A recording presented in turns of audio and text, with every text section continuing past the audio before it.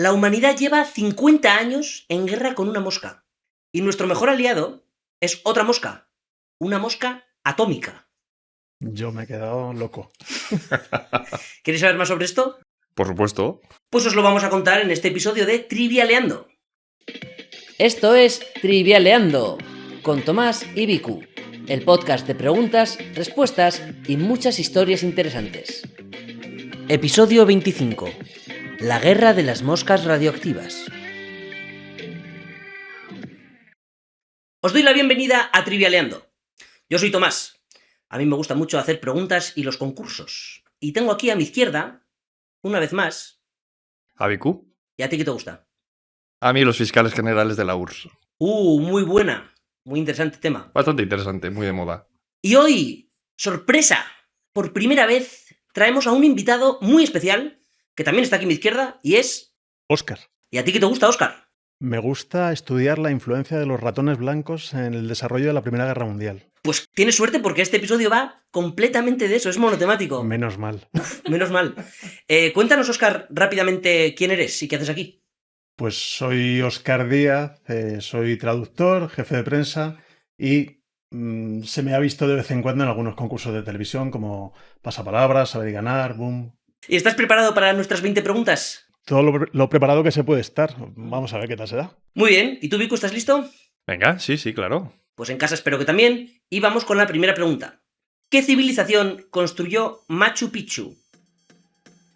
¿Qué civilización construyó Machu Picchu?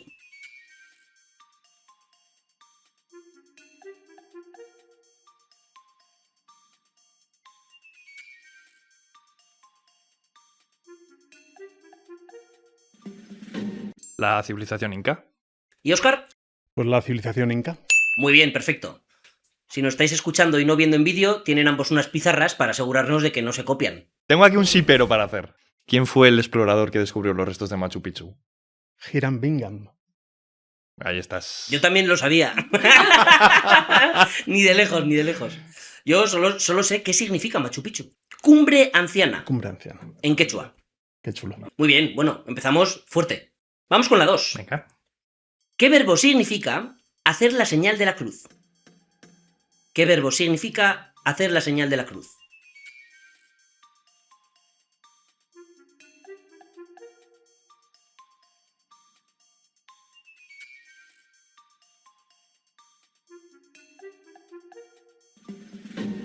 Persignarse. Correcto. ¿Qué tiene Vicu? Nada, porque no se me ocurre, ¿no? No he caído. Pues tenemos persignarse o santiguarse. Claro. Las dos son respuestas válidas. Y, como curiosidad, se hace de izquierda a derecha o de derecha a izquierda en diferentes zonas. Los católicos de ritos latinos lo hacen de izquierda a derecha y los ortodoxos y católicos orientales lo hacen de derecha a izquierda. Bueno, primer fallito para Vicu, se Venga. pone Óscar en cabeza. Y vamos con la 3. ¿Qué son costilla de Adán, poto y agapanto?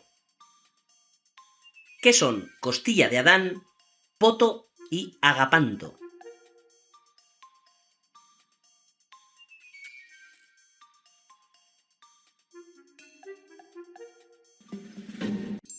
No lo sé, la verdad. No se me ocurre tampoco dar una... No lo sé. ¿Y Óscar? Yo me he agarrado a una, pero puede ser, creo que son tipos de plantas, son plantas. Correcto, tipos de plantas. Muy bien. La costilla de Adán es la monstera, el poto es el poto, y el agapanto se conoce como lirio africano, flor del amor o tuberosa azul. Pues un saludo a mi mami que tenía potos en casa. Mira, muy bien. Vicu empieza flojo. No conocía yo, la verdad. En plantas estoy un poco verde. Lo habrá dicho queriendo sin querer. Yo creo que sin querer, pero... Sí, yo también lo creo. Muy bien. Vale, vamos a la cuarta. Venga. ¿Qué arte marcial practica Daniel LaRusso? ¿Qué arte marcial practica Daniel LaRusso?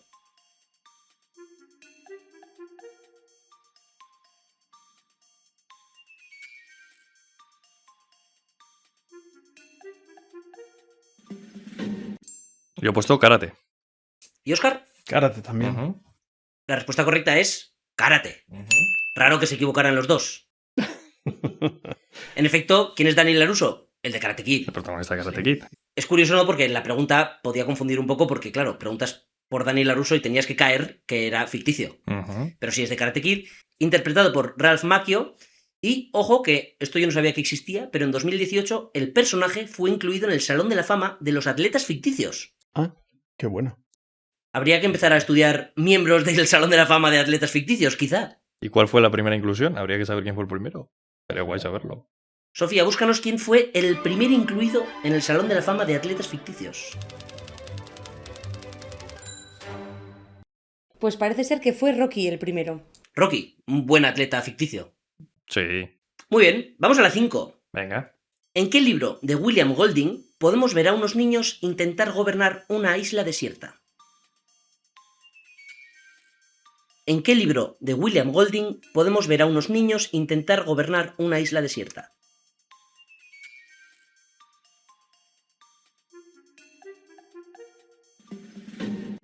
El Señor de las Moscas. ¿Y Viku? Lo mismo, Señor de las Moscas. Correcto, El Señor de las Moscas. Muy bien.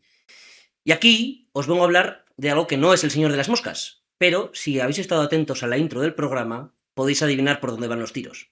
Os voy a hablar de una mosca en concreto. A ver, no de un individuo de mosca, sino de una especie de mosca en concreto. La mosca con la que llevamos 50 años en guerra se llama Cochleomia omnivorax. Disculpen mi latín, una vez más, no es mi lengua materna.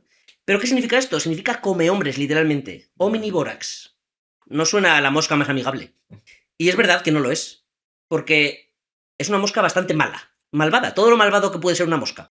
Lo que hace es que pone huevos en heridas abiertas, habitualmente de ganado, de humanos también, pero es menos habitual. Y las larvas, cuando salen de los huevos, se empiezan a comer la carne. Y esto afecta un montón al ganado, causa un montón de problemas, infecta las heridas. Mal. Son originales de América del Sur y, bueno, han existido milenios, pero cuando el ganado empezó a producirse un poco masivamente, empezaron los problemas. Porque, básicamente, tener unas granjas con vacas y animales era el paraíso para estas moscas. Y una plaga de estas moscas, pues, puede acabar con muchísimo ganado y causar problemas para los humanos y para la economía y para el propio ganado, obviamente. Y al principio de los años 50, esto empezó a ser tan problemático que dos científicos tuvieron una idea bastante loca. Preguntaron, ¿qué pasaría si bombardeamos moscas de estas como con una bomba atómica? Una pregunta quizá un poco loca, que si esto no fuera un problema real, la gente diría, ¿qué dicen estos locos? Sí, es un equivalente a lo de matar moscas a cañonazos. Literalmente, sí, sí. Pero este problema de las moscas era tan gordo que se decidió probar. ¿Y en qué consiste esto realmente? La idea es hacer moscas radioactivas de esta misma especie con la justa radiactividad para que sean estériles. Porque se descubrió por aquel entonces que con una dosis justa de radioactividad la mosca no se moría ni se quedaba tonta, pero era estéril. Entonces dijeron, vamos a explotar lo que parece una de las pocas debilidades de esta especie de mosca, que es que las hembras ponen hasta 400 huevos, pero solo se aparean una vez antes de morir. Entonces la idea, igual veis por dónde va, intentar que las moscas hembra se apareen con moscas radioactivas macho y no tengan hijos y se mueran. A mí me parece una idea loca, ¿qué opináis? ¿Creéis que funcionó o que no funcionó? Sin duda. Pues sí, funcionó bastante bien. Se empezó a fabricar miles de millones de moscas radioactivas. Las ponían como en unas placas con carne picada a temperatura de carne y luego les daban con radiación, con la justa. ¿Y qué hacían luego? Las soltaban en avionetas. A lo loco. Bueno, a lo loco no. Se hizo un experimento primero en la isla de Curazao. Y las soltaron y se empezó a ver gradualmente que bajaba la población y los problemas de moscas. Y eventualmente, en la isla de Curazao no había más moscas come hombres de estas. Los de Curazao estaban contentos y decidieron exportar esta idea y hacerla más grande. Se escaló el experimento durante las siguientes décadas criando hasta 150 millones de moscas por semana. Se dice pronto. Y las erradicaron de Florida, de Texas, de México, de todo Centroamérica, muy exitosamente. Pero es verdad que llegaron al punto en el que el Amazonas no les permitía muy bien hacer este mismo plan. Entonces decidieron hacer una especie de barrera de moscas radioactivas, no se le puede llamar de otra forma, creo yo, en Panamá. Y funcionó bastante bien. Pero en el 88 esta guerra de moscas se hizo mundial, porque por primera vez migraron a África. Quizá porque no podrían migrar al norte, no sé, pero aparecieron en África. Y claro, cundió un poco el pánico, porque si se extienden en África, pues las consecuencias serían brutales, devastadoras. Pero se intervino muy rápido, se mandaron un montón de cajas llenas de moscas radioactivas a África, se inspeccionó heridas de millones de animales, se explicó todo y se paró la expansión en 4 meses. Me parece alucinante. Y no ha vuelto a pasar en África. En Sudamérica sí que a veces ha pasado que se ha roto esa barrera y han empezado a conquistar terreno las moscas. Y de hecho, en 2016 aparecieron en Florida, pero instantáneamente se pararon. ¿Por qué? Porque al menos tenemos esa herramienta para parar esta invasión. Y en 2023 el muro de Panamá falló y llegaron hasta México, las moscas. O sea, se expanden como unas locas. Pero también se volvió a frenar sus esfuerzos y están otra vez contenidas pues ahí un poco por el Amazonas. Algún día quizá esta guerra acabe, pero de momento estas moscas come hombres nos siguen dando dolores de cabeza. Muy interesante y también intimidatorio, ¿no? El hecho de que haya bichos de este tipo sueltos por el mundo y luego, bueno, la capacidad que tiene la humanidad para buscar soluciones a problemas muy complicados. Sí, la verdad es que a mí me gusta porque es como que da mucho miedo la idea de, ostras, que se expanden, pero se ha solucionado bastante, se ha contenido mucho el problema. Y lo bueno es que no hayamos roto nada, porque por lo general cuando se busca compensar algún desequilibrio natural o alguna posible amenaza es cargándonos cosas. Suele ser, sí. En este caso, la verdad es que lo han estudiado y no parece que haya tenido grandes consecuencias. Daños colaterales. Sí, o sea que genial. Pues muy bien, aprovecho que es la quinta pregunta para hacer un pequeño recuento y en casa también puedes darle a la cabeza pensando cuántos fallos y cuántos aciertos llevas. Viku lleva 3 de 5. Mejorable. Y Óscar lleva 5 de 5. Muy bien, pues vamos a la siguiente pregunta, a la 6. ¿De qué país fue primer ministro Boris Johnson? ¿De qué país fue primer ministro Boris Johnson?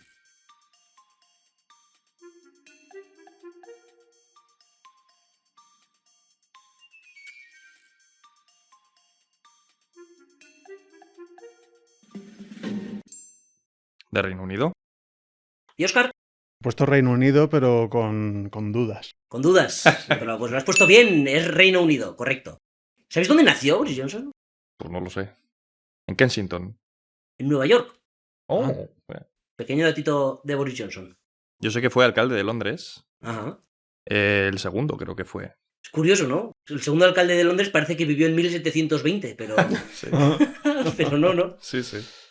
Bien, pues vamos a la 7. Venga. ¿Qué escala se usa para medir la energía de un terremoto? ¿Qué escala se usa para medir la energía de un terremoto?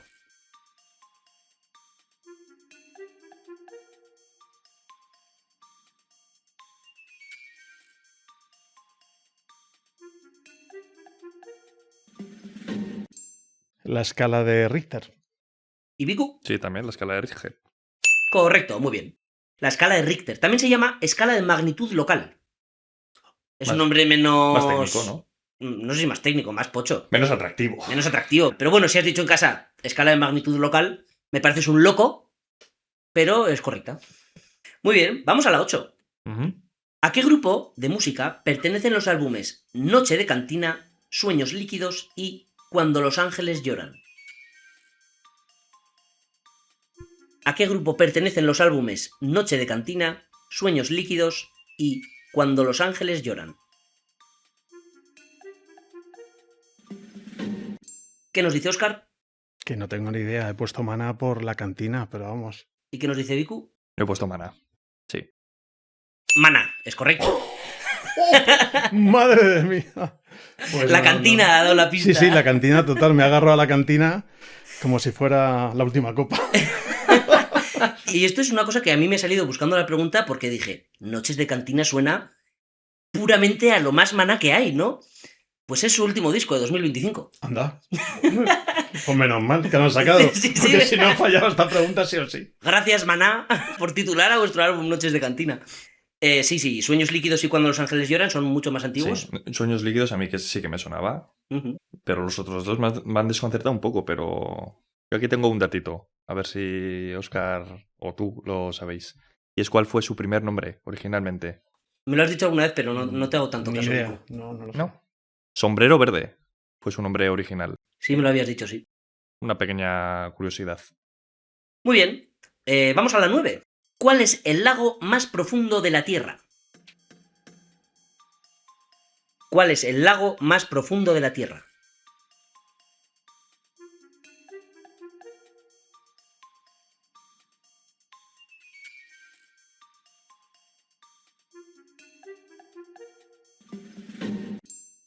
¿El Baikal? ¿Y Vicu? ¿También? ¿El lago Baikal? Correcto, el lago Baikal es muy profundo y tiene el 24% del agua dulce del planeta. Madre mía. Brutal. Está en Rusia, es muy bonito. Os podría hablar un rato del lago Baikal, pero os voy a hablar de otro lago. Más o menos. Es un lago que surgió sin querer. Estoy hablando del lago Sarikamish. ¿Lo conocéis? Yo no.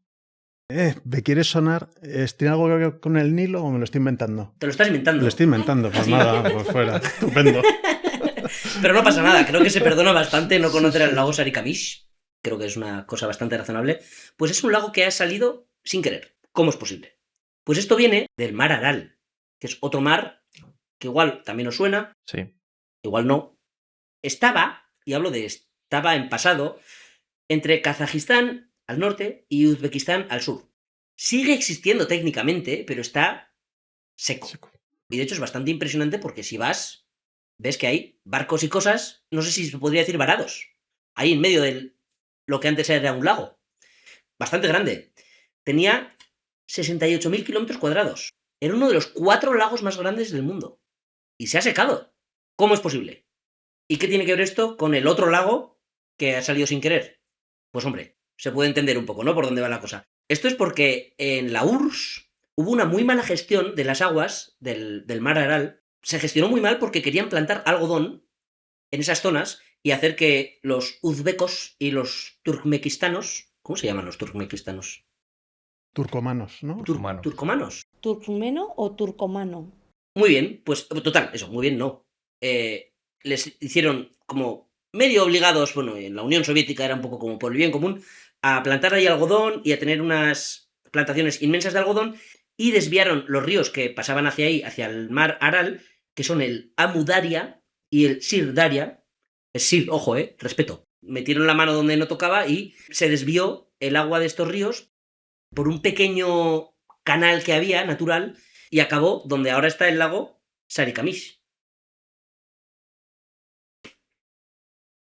Pero antes no había nada ahí. Era un sitio desierto. Pero al final el agua es bastante caprichosa y acabó haciendo este pedazo de lago que tampoco está muy bien porque como venía de todos los cultivos de algodón y tal, tenía como bastantes químicos y cosas que no eran muy buenas. Pero se llegó a introducir después carpas y peces gato y parece que viven bastante bien. Se ha cambiado un lago por otro que está a unos cuantos kilómetros de distancia, un poco mal, pero bueno, es lo que hay. ¿No? Cuidado con mover ríos, es la moraleja de este episodio de Trivialeando. ¿Moscas? Moscas bien, ríos, cuidado. Muy bien, habéis acertado los dos. Y ahora vamos con la pregunta 10. Y creo que ambos sabéis, y en casa también, qué significa esto. La super pregunta. Correcto, la super pregunta. Que es posiblemente la pregunta más difícil del episodio, pero que bueno, a ver si la sabéis. Que de estos dos nunca te puedes fiar. Aquí va. La super pregunta de hoy. ¿Quién diseñó la Estatua de la Libertad? ¿Quién diseñó la Estatua de la Libertad?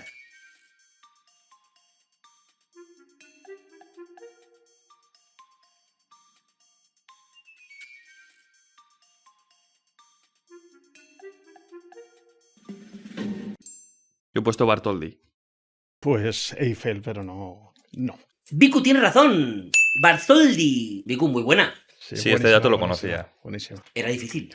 Sí, yo sabía que era francés, pero no me acordaba en absoluto. Me gusta esta pregunta porque todo el mundo conoce la Estatua de la Libertad, pero no se conoce muy bien el autor. Es muy poco conocido. Sí, está un poco ahí en la sombra, la verdad.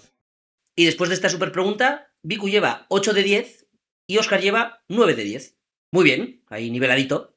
Y esto es la mitad del trivial, así que en casa, haz el recuento tú también. Antes de que pasemos con la 11. ¿A qué rama de idiomas pertenece el polaco? ¿A qué rama de idiomas pertenece el polaco?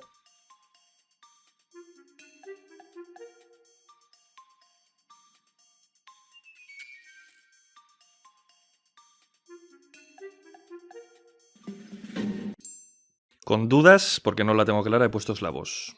¿Y Óscar? También, eslava, de familia de lenguas eslavas. Correcto. Vicu respira. He dudado, sí. Óscar la tenía más clara. Sí, pero bueno, la verdad es que a veces eso, te pones a pensar marcianadas de... No será un hijo bastardo de las ugriofinesas o algo así, ¿eh? No, era más fácil. Pero sí, es, pequeña curiosidad, es idioma oficial en Polonia. Vaya curiosidad basura, Tomás. Sí, pero no. También es oficial en otro sitio. ¿En otro país? En un condado de otro país. Ah, entonces Estados Unidos tiene que ser. No, es ¿No? buena, ¿No es es buena de idea, Estados porque Unidos? es verdad que, si no me equivoco, San Francisco es la segunda ciudad con más polacos del mundo, Ujú. pero es en el condado de Vilna, en Lituania, Anda, qué bueno. que por motivos históricos es el polaco idioma oficial ahí. Claro, es que en su momento fue el ducado, ¿no? De Lituania y Polonia. Ujú. Tiene origen histórico. Muy bien, vamos a la 12. Venga. ¿En qué país vive la mayoría del pueblo zulú?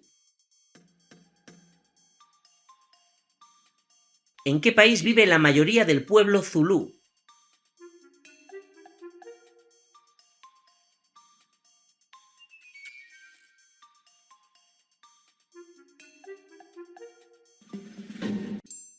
Sudáfrica. ¿Y Vicu? Sudáfrica. Correcto, muy bien. En Sudáfrica. No es el único país en el que hay en menor número en Botsuana, en Lesoto, en Malawi, en Suazilandia, en Mozambique y en Zimbabue. Pero su mayor concentración es en Sudáfrica, sin duda. Las guerras anglo-zulúes. Bastante Sí, interesantes. Hay una película que se llama Zulu, que está Sí. basada en un libro Ujú. con Michael Caine, me parece. Sí. Es espectacular. Y la batalla de Isandlwana. Seguid. La formación en Búfalo, me parece que era. Mulaguayo, creo que era alguno de los reyes de los zulúes. Dale. Taka Zulú era el líder. Y luego yo creo que peleó con Bulaguayo, que creo que era su hermano. Tuvieron ahí guerras fraternales. Yo solo los conozco de las cartas de las familias. Es verdad. Son bantús, Son ¿no? bantús. Ni eso. Son bantús, Ni es eso. verdad. No te sé decir ningún rey zulú, lo siento. Yo estos dos, Taka Zulú y Bulaguayo, me parece que era. O Cechuayo, no me acuerdo ahora. Es que Bulaguayo creo que es una ciudad de Mozambique, ¿no? Sí. Ahí Me ha está. gustado estos datos zulú, modo metralleta de datos. Muy bien. Y vamos a la 13, que también es de Zulús. No, Venga. hombre, no. Madre mía. La 13 no es de Zulús. ¿Qué tipo de medicamento se utiliza para reducir síntomas de alergia? ¿Qué tipo de medicamento se utiliza para reducir síntomas de alergia?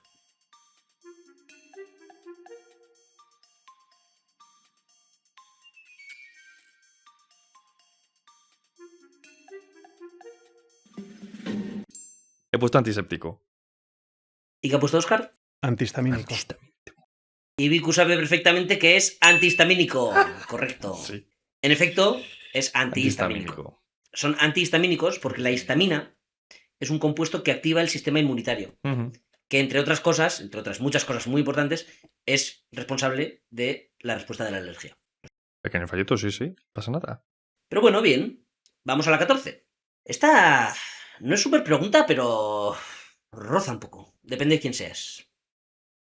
¿Qué son Red Hat, Gentoo, Fedora y Debian? ¿Qué son Red Hat, Gentoo, Fedora y Debian?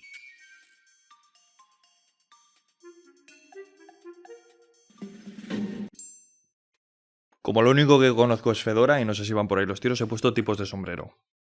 ¿Y qué nos dice Óscar? Versiones de Linux. ¡Correcto! No son tipos de sombrero, son distribuciones de Linux. Ni idea. Si has dicho la palabra Linux en tu respuesta, nos vale. Tipos de sombrero era un poco la... Es que Fedora sí que es un tipo de Y sombrero. Red Hat también es un sombrero rojo. Ah. Pero estas son distribuciones de Linux. La más conocida es Ubuntu, es la que más se usa así a pie, ¿no? Por la gente, quizá. Pero estas son 4 distribuciones importantes que, pues, tienen bastante peso en la industria tecnológica. Era difícil. Yo ahí, ya sabes que mi debilidad es siempre, dentro de la ciencia, más lo que es el aspecto informático y la tecnología, Pensaba que igual la podías saber, ¿eh? Pero No. bueno. ¿Tú cómo lo sabías, Óscar? Me he agarrado a las dos que me sonaban, que eran Debian y Red Hat. Me ha pasado un poco como con la cantina. Me agarro a un dato que me medio suena y a rezar. Muy bien. Linux es un sistema operativo, ¿no? Como Windows o macOS. Y bueno, esos son un poco los tres sistemas operativos más grandes de ordenadores, ¿no? Windows, Linux y Mac. Pero no son los únicos. Y os vengo a hablar de otro sistema operativo y de su creador, que es un tipo muy, pero que muy particular. Estoy muy intrigado. Es una historia bastante intrigante y es la historia de Terry A. Davis. Es un tipo que llegó a ganar popularidad en su vida, pero se le conoce a veces como el programador divino. Y no divino porque sea como ideal, como divino, tampoco, no. De la muerte. Estamos hablando de literalmente un programador que hablaba con Dios. Es un tío bastante peculiar, nació en el 69 y de toda la vida era un programador brillante. Y hizo una cosa terrible en su vida. Trabajó para Ticketmaster. Ostras. Al hoyo. A cualquier persona que haya comprado entradas en Ticketmaster posiblemente ya le caiga mal el Terry A. Davis. Pero bueno, trabajó ahí después de salir de la universidad, no lo creó ni nada. Vamos a ver si luego le perdonamos por semejante atrocidad. A los 30 años cambió mucho su vida. Le dio una esquizofrenia brutal. Y empezó a creer que recibía mensajes de Dios. El tío era ateo. Había sido criado como ateo, pero le volvió esta inspiración divina. Y no se alejó de la programación, que es lo que quizá podrías esperar, ¿no? Como un programador que le da una esquizofrenia loca y empieza a creer en Dios, igual dice, se va a hacer de sacerdote a Cancún. Pues no. Él se inclinó más hacia la programación, pero desde el punto de vista de la religión, si lo puedes llamar de alguna forma, porque era su cosa. No se hizo cristiano, no se hizo judío, no se hizo musulmán. Simplemente él oía a Dios, directamente. Bueno, directamente no. Lo oía en generadores aleatorios de números. ¿Cómo? ¿Por qué? Bueno, no exactamente, ¿no? Pero, entre otras cosas, hizo un generador de palabras aleatorias y él clicaba y salían unas frases sin sentido alguno y él veía en eso la palabra de Dios directa a su cerebro. Y claro, le surgió una motivación tremenda de hacer algo. Y este Dios le pidió que hiciera una cosa muy buscada en la historia de la religión, que es el tercer templo de Jerusalén. Se va de madre esta historia de repente, ¿no? Que, a ver, ¿por dónde va? El tercer templo de Jerusalén, ¿a qué se refiere? Pues se refiere a la un poco idea de que hay dos templos de Jerusalén, históricamente, ¿no? Os voy a preguntar, ¿qué pasó con ambos templos? ¿Lo sabéis? Acabaron regular. Sí. Acabaron regular. El primer templo fue destruido por un asedio babilónico en el año 587 a.C. Y lo volvieron a construir, mucho más tarde. ¿Y quién rompió el segundo templo de Jerusalén? ¿Lo sabéis? Los que nos trajeron los acueductos. También conocidos como los romanos. En efecto, en el 70 a.C. fue destruido el segundo templo romano. Y en los textos judíos y cristianos se teoriza que se construía el tercer templo de Jerusalén, o que no se debería hacer, o que sí se debería hacer. Bueno, hay una polémica, ¿no?, al respecto. Y Terry A. Davis dijo, lo tengo que construir yo. Y diréis, bueno, ¿y qué va a hacer este tío? ¿Se va a ir aquí a Jerusalén a construir un templo solo? No. Su templo de Jerusalén es un sistema operativo. Escribió un sistema operativo de cero.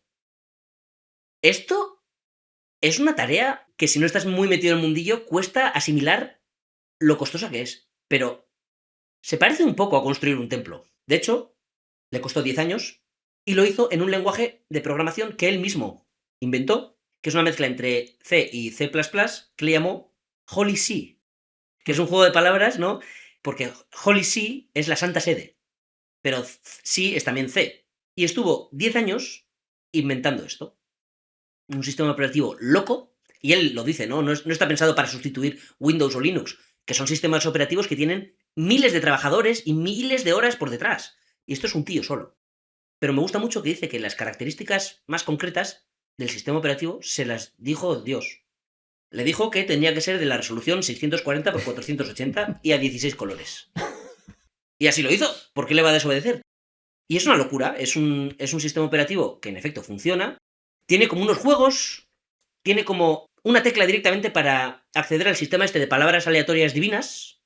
Tiene otra tecla, el F6 creo que es, para una canción divina, que te compone una canción de Dios. Y bueno, y tiene software y se hizo unos juegos, un juego de carreras en 3D, un simulador de vuelo, de cero, pero de cero patatero. Increíble tarea. Y este tío en la década de los 2010 empezó a poner vídeos de YouTube discutiendo estas cosas, discutiendo su compilador de C, cosas súper técnicas, y a la gente le encantó, porque era un genio. No es fácil escribir esto, no es nada fácil. Y la cuestión es que empezó a delirar un poco más, y en estos vídeos de YouTube empezó a ser más y más errático, diciendo palabrotas e insultos, y empezó a pensar que le seguían agentes del FBI todo el rato, acabó en el hospital, y se escapó, robó una furgoneta, se estampó, la dejó en el desierto y se fue andando. Mal, pobrecicosa, es decir, estaba claramente enfermo. Pero aquí ya tenía bastantes fans, y vivía de eso, vivía de que sus fans le llevaban comida y cosas. Le ofrecieron también alojamiento, pero dijo que no quería. Y el tío siguió subiendo vídeos y posteando en foros, claro, cosas, o sea, pues eso, discutiendo sobre ateísmo. Sí, esta es la palabra de Dios, y pum, unas de estas frases aleatorias. O sea, un tío muy, muy errático, por su esquizofrenia, que pues lo pasó regular, y acabó muriendo atropellado por un tren en 2018, a los 48 años. No se sabe si fue un suicidio o simplemente estaba andando por las vías del tren y no se enteró, pero falleció. Y después de su muerte, el Temple OS, que es como se llama, ¿no? El sistema operativo del templo, pues ha cobrado un poquito de fama de, ostras, vaya obra, es una especie de obra de arte, ¿no? Realmente. Vale, vamos con la pregunta 15. Venga. ¿Qué deporte practica Max Verstappen? ¿Qué deporte practica Max Verstappen?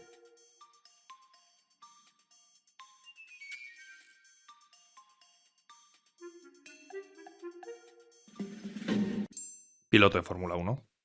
Bien, ¿y Óscar? Yo he puesto automovilismo y efectivamente es piloto de Fórmula 1. Correcto, nos valen las dos. Y Ujú. cualquier cosa que hayáis dicho en casa de piloto de coches de Fórmula 1 o lo que sea, correcto, nos vale. ¿Piloto de motos? No. Y en efecto es un grande. Es el piloto más joven en subir al podio. Lo hizo con 18 años y 228 días. Muy bien. Como hemos llegado a 15, vamos a hacer un pequeño recuento. Viku lleva 11 de 15 y Óscar lleva 14 de 15, habiendo fallado solo la super pregunta. Vale, pues vamos a pasar a la pregunta 16. ¿Quién escribió Así habló Zaratustra? ¿Quién escribió Así habló Zaratustra?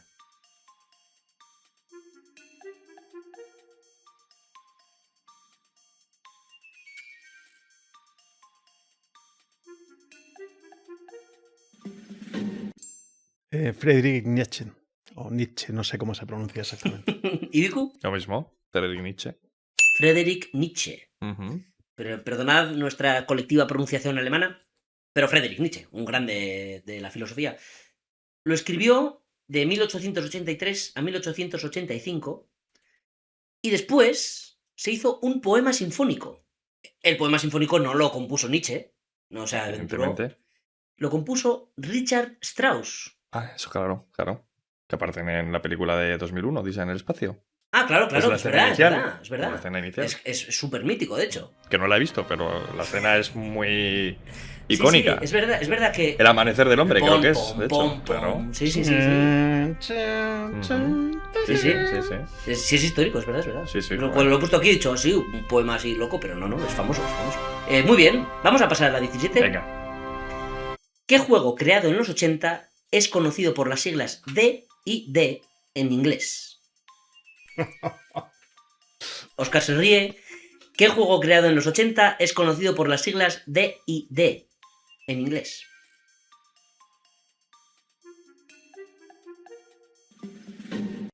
He puesto Dungeons and Dragons. ¿Y qué nos dice Óscar? Dungeons and Dragons. Muy bien. Dungeons and Dragons, o Dragones y Mazmorras, o para nuestros amigos latinos, Calabozos y Dragones. ¿Por qué te rías, Óscar? Porque yo jugué al Dungeons and Dragons de chaval, mucho. Y me acuerdo que en aquella época hubo bastante movimiento estudiantil y después de un par de manifestaciones intensas nos cansamos de que nos dieran porrazos y nos fuimos a jugar a Dungeons and Dragons todos los días al bar del instituto. Y parte de los que jugábamos a aquellas partidas acabamos montando una editorial de rol al cabo de los años. M+D, que editamos Far West, Cyberpunk, Cult y algún otro juego más. Así que nada, pues agradezco el guiño. Sí. Esta no la podías fallar, en efecto. Viku tampoco lo ha fallado. No, está... Tú también llevas años jugando a Dungeons and Dragons, ¿no? Llevo poco leyendo sobre Dungeons and Dragons. ¿Quién son los creadores? Pues Gary Gygax y el compañero, no me acuerdo ahora cómo es. Dave Arneson. Correcto, muy bien. Y de hecho, una pequeña corrección, se publicó por primera vez en 1974.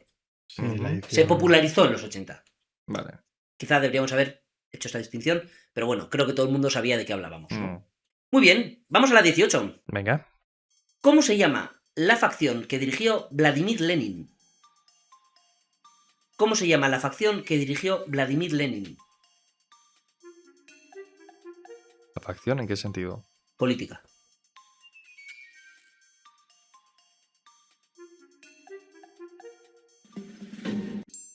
Bolcheviques. ¿Qué nos dice Viku? También bolcheviques. Correcto, los bolcheviques. Subgrupo, ¿no? Mm. De los marxistas rusos, si no me equivoco. Sí, se utiliza como oposición a los Ah, mencheviques ya está. habitualmente. Eso es. Los rusos blancos, ¿no? Sí, eso es. por Los partidarios del para zar. ¿Sabéis de dónde vienen bolchevique y menchevique? Pues esto yo lo he leído, Pero vamos, esto es Pero- etimología rusa a tope. Sí, es un poco mi punto fuerte quizá. Bueno, no diría mi punto fuerte, pero bueno, sé algo. Bolche significa mayoría, o más que. Y mienche significa minoría. Ujú. Como los muchos y los pocos, ¿no? El partido de la mayoría y el de la Eso minoría. es. ¿Y quién dirigía a los mencheviques? A los mencheviques. Sí. Kerensky. ¿Kerensky? ¿Alexander No. Kerensky? No. ¿No? Será conocido, ¿eh? Yuli Martov. Yuri Martov. No, no andaba. No quedó en el lado bueno de la historia respecto a Lenin. Al menos en la memoria, vaya. Y vamos a la 19. ¿Cómo se llama el gato de Sabrina? Cosas de brujas, también conocido como Sabrina la bruja adolescente. ¿Cómo se llama el gato de Sabrina en Sabrina, cosas de brujas? O Sabrina la bruja adolescente.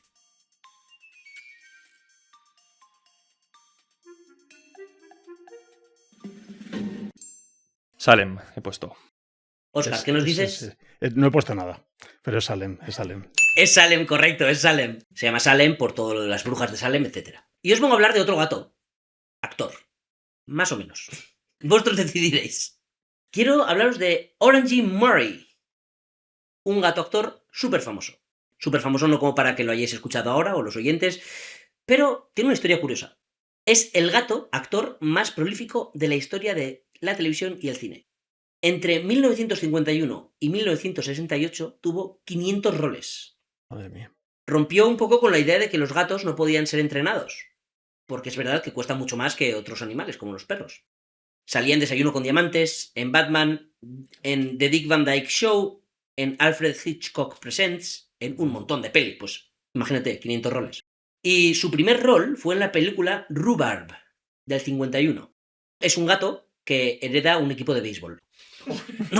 No voy a leer más, es lo que hay. Esa es la sinopsis de Rhubarb. Un gato hereda un equipo de béisbol. Va a ser del 51 bastante, ¿no? Bastante loco el argumento, ¿no? Si suena a la típica película de Disney de eso, un candidato muy peludo o algo así. Y para promocionar la película, Rhubarb, Paramount contó la historia del gato actor, ¿no? Que era un gato tabby que se encontró herido en la calle y lo rescató Agnes Murray. Por eso se apellida Murray, el gato. Que lo llevó a un casting y le eligieron entre 3.000 gatos. Y que fue entrenado por un entrenador histórico de gatos. Todo lo histórico que puede ser un entrenador de gatos de Hollywood. Frank Inn. Importante nombre.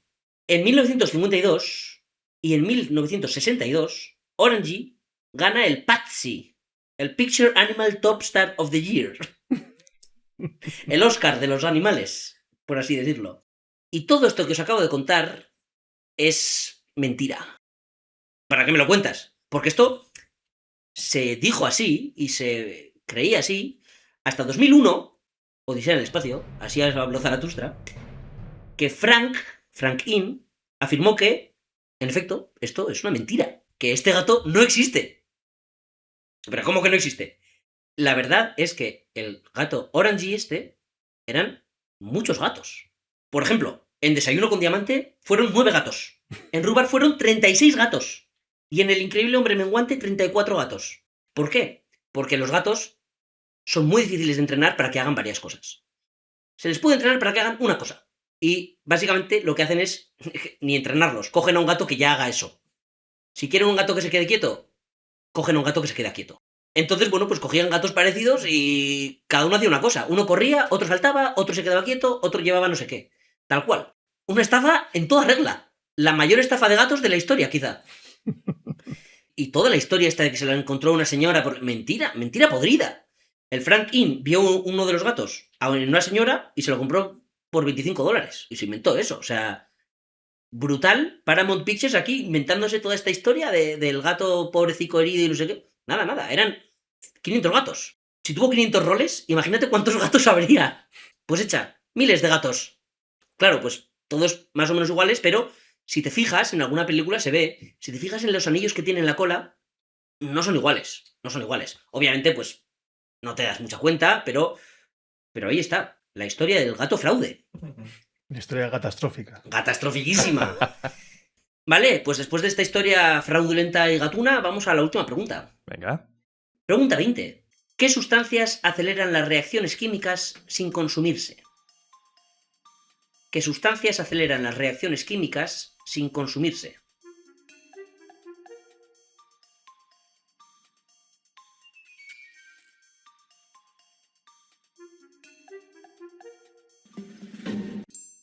Estoy un poco perdido. He puesto catalizador, pero creo que se me escapa algo. ¿Y Vicu? No. ¡Es catalizador! Ah, En efecto, los catalizadores son sustancias que se usan para acelerar el ritmo de una reacción química, pero que no se consumen, ¿no?